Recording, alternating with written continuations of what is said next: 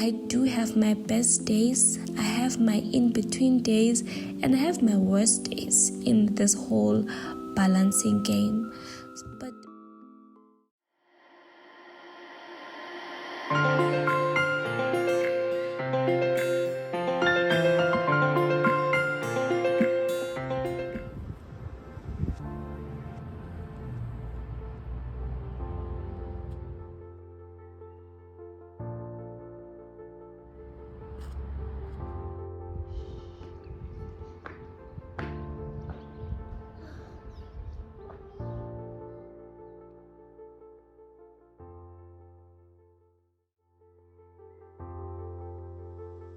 hi there, let me tell you a story.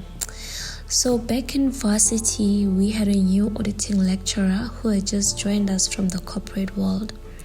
I listened carefully to her reasons for forsaking a lucrative career in banking and coming to teach us on a part-time basis. I mean, what could be better than a career in banking?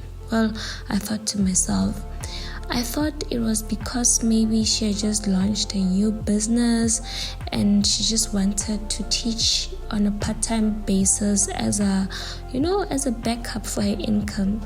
Little did I know that listening to her reasons that day would affect me as a person and also my motherhood journey.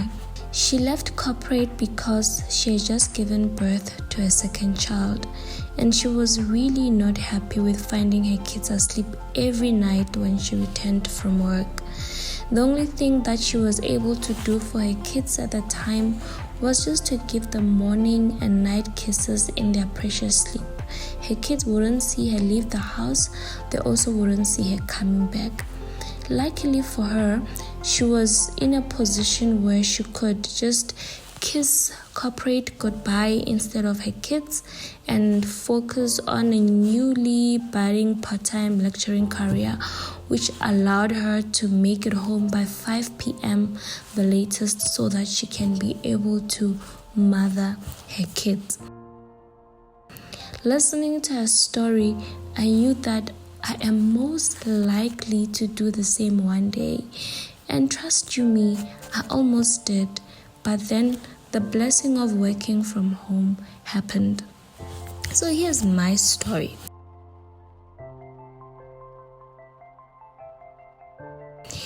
I missed my son's first steps. Yes, but thanks to cell phones, my helper took a video and sent it to me while I was at the office, 30 kilometers away from home. I remember that day I cried. I cried because he was finally walking at 14 months.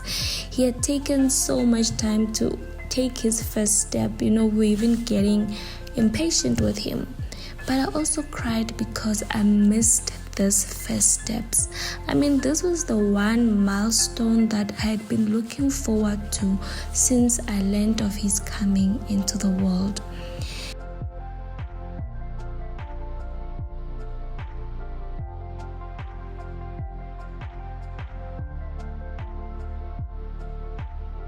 A few months later, I remember confiding in my mom-in-law that I desired to be a stay-at-home mom.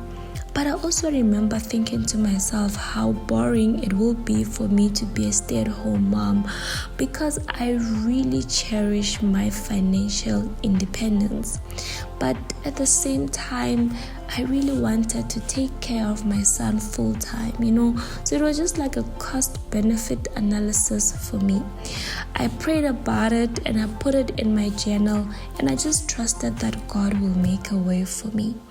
Shortly after that, I was pregnant with my second son, and the urge to take care of my kids myself grew deeper. It was just after finding out about my pregnancy that COVID hit the world and we started working from home. I am blessed to have worked from home ever since, and I'm now able to be a present mom while financially contributing to our household.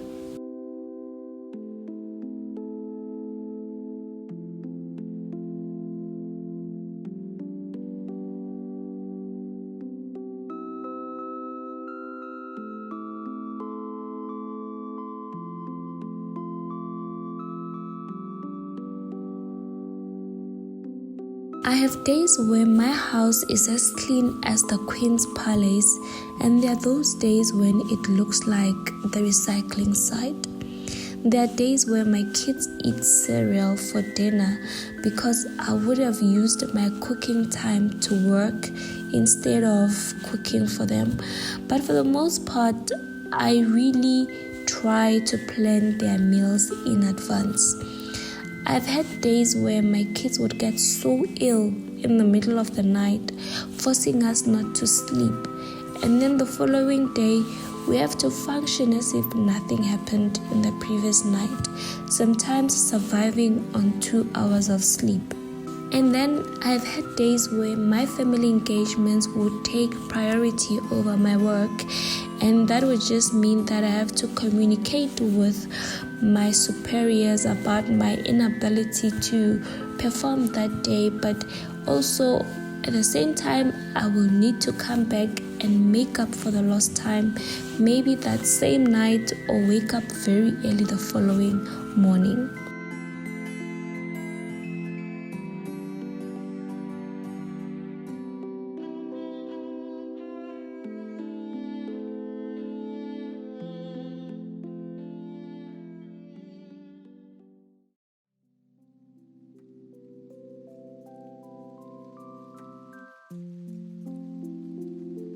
I have my kids in daycare during my co-working hours, and that allows me to focus on what is important during that time, which is work. I plan their after school and dinner meals in advance. I respect their morning and nighttime routines, and during this time, I disable my email and Teams notifications just so that I can be 100% focused on what I am doing with my kids. I take 5-minute breaks between this nighttime and morning routines because it really gets draining and tiring. I invest in my me time daily just to recharge. I pray and I work out in the mornings, and then I read for 30 minutes during my lunch. I'm blessed to work for a company that respects and understands mothers, and really that counts a lot in my ability to balance between career and motherhood. It might sound like a weakness, but I'm always transparent with my managers about the issues that I might be having around my kids that might need my attention during my working hours. I make sure to put in that extra effort and hours to ensure competence in my work, sometimes at the expense of my sleep, unfortunately. I also respect my colleagues' time boundaries so that they can also respect mine.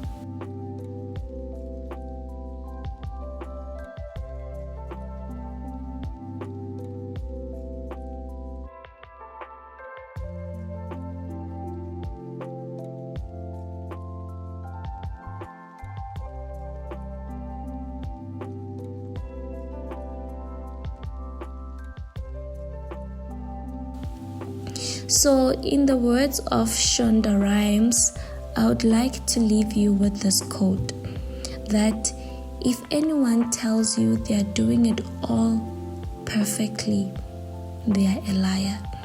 So, I have these measures in place, but I don't think I have reached my work-life balance yet, and I don't think I will ever reach it, because as I've said, sometimes work takes priority, sometimes family takes priority, but what matters is just surviving that particular day. So I do have my best days, I have my in-between days, and I have my worst days in this whole balancing game. But what I want to tell you is that I really don't have it together. But I do have so much fulfillment in able to nurture and take care of my kids according to my personal standards.